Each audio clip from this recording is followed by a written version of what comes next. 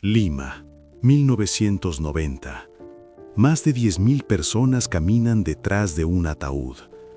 No es un presidente, no es un héroe de guerra, es un criminal, el más temido del Perú.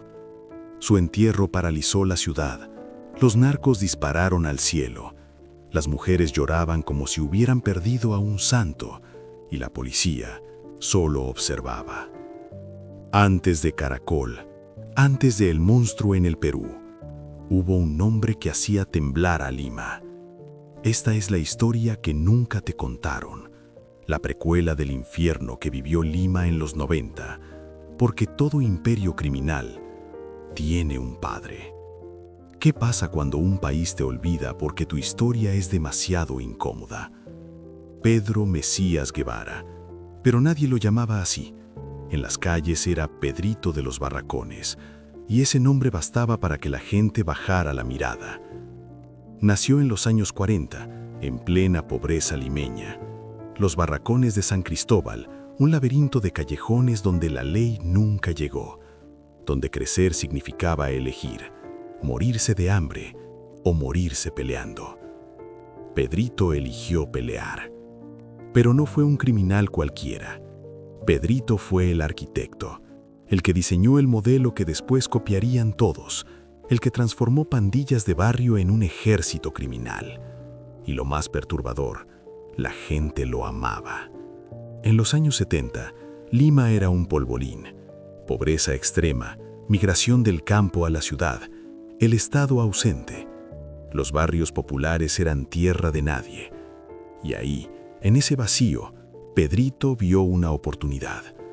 Empezó robando, pequeños golpes, pero tenía algo que otros no: visión. No quería ser un ladrón más, quería ser un imperio. Formó los Malditos de Castilla. Y ese nombre no era casual. Eran malditos porque venían de donde nadie los quería, y eran de Castilla porque ese territorio era suyo. Su código era simple pero brutal. Lealtad absoluta. Traicionar era sentencia de muerte. Territorio sagrado. Castilla y zonas aledañas eran intocables. Robin Hood de Lampa. Robaban a los ricos, ayudaban a los pobres del barrio. Violencia ejemplar. Los castigos eran públicos, para que todos aprendieran. Pedrito no era como los zampones de ahora. Él cuidaba el barrio. Si alguien se metía con una familia de los Barracones, aparecía al día siguiente golpeado en plena plaza. Todos sabían quién había sido. Aquí viene lo más oscuro. Pedrito construyó un culto a la personalidad. Las madres le agradecían cuando castigaba a violadores. Los comerciantes le pagaban por protección y lo hacían con una sonrisa. Había creado un estado paralelo, donde él era juez, policía y verdugo. Los años 80 fueron la época dorada de Pedrito. Mientras el Perú se hundía en la crisis económica y el terrorismo de Sendero Luminoso sangraba al país, Pedrito consolidaba su poder. Su organización controlaba robos planificados a bancos y joyerías, extorsión a empresarios, tráfico de armas y algunos dicen que hasta narcotráfico a pequeña escala. Pero lo que lo hacía único era su método. Pedrito nunca se escondió. Caminaba por las calles como un político, saludaba a los vecinos, jugaba fútbol con los niños, iba a misa. ¿Cómo combates a un criminal que el pueblo protege? La policía lo sabía. Arrestar a Pedrito era desatar una revuelta. Los Barracones eran su fortaleza. Si entraban, no salían.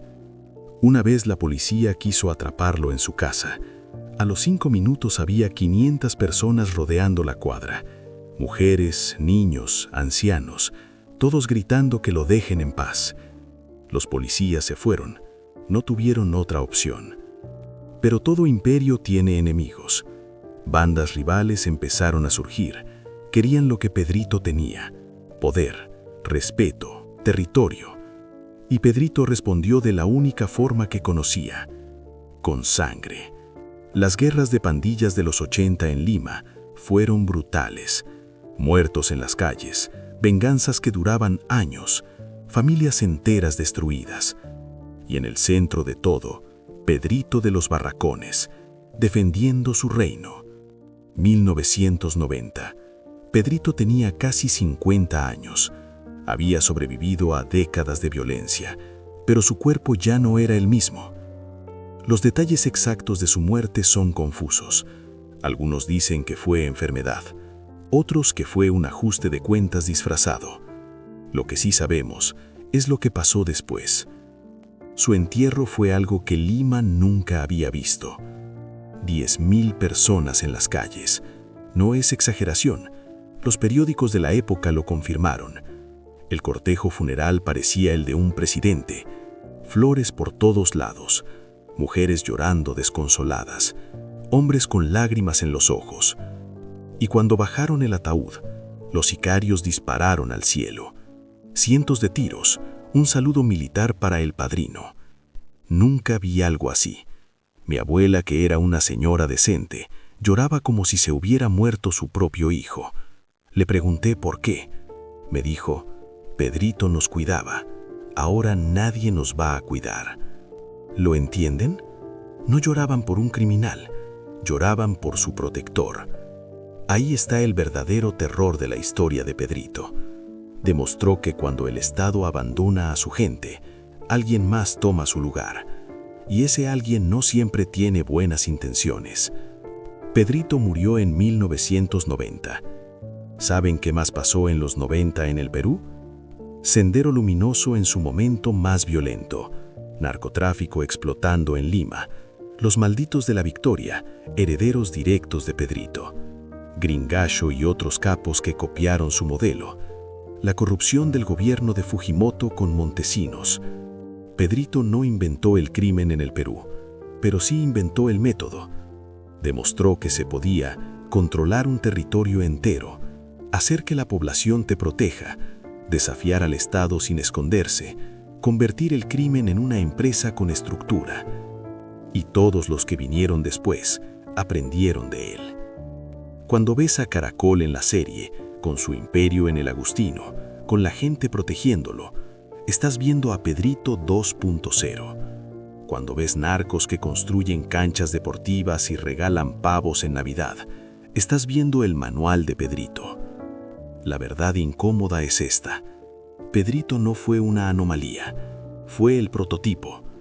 Y el Perú nunca quiso admitirlo, porque significaría aceptar algo peor, que nosotros lo creamos. Entonces, ¿por qué olvidamos a Pedrito? Razón número 1, la memoria selectiva. El Perú prefiere recordar a los criminales extranjeros, Pablo Escobar, el Chapo. Nos es más fácil señalar afuera que adentro. Razón número 2, la incomodidad social. Pedrito era peruano, de Lima, de un barrio popular.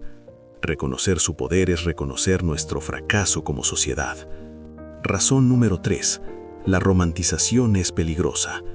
Las autoridades temen que contar su historia lo convierta en leyenda, pero ya lo es, solo que en voz baja. Razón número 4. Los testigos aún viven. Muchos de los que lo conocieron, lo protegieron o trabajaron con él, siguen vivos y prefieren el silencio. Pero olvidar la historia no la borra, solo garantiza que se repita. Hoy, en 2026, Lima sigue teniendo barrios donde el Estado no llega, donde jóvenes sin futuro buscan poder en la única forma que conocen. Y si no aprendemos de Pedrito, si no entendemos por qué existió, solo crearemos más Pedritos. Pedro Mesías Guevara, Pedrito de los Barracones, el padrino que el Perú quiere olvidar, el padre de todos los monstruos del crimen limeño, el mito que nos avergüenza, porque en el fondo sabemos que nosotros lo creamos.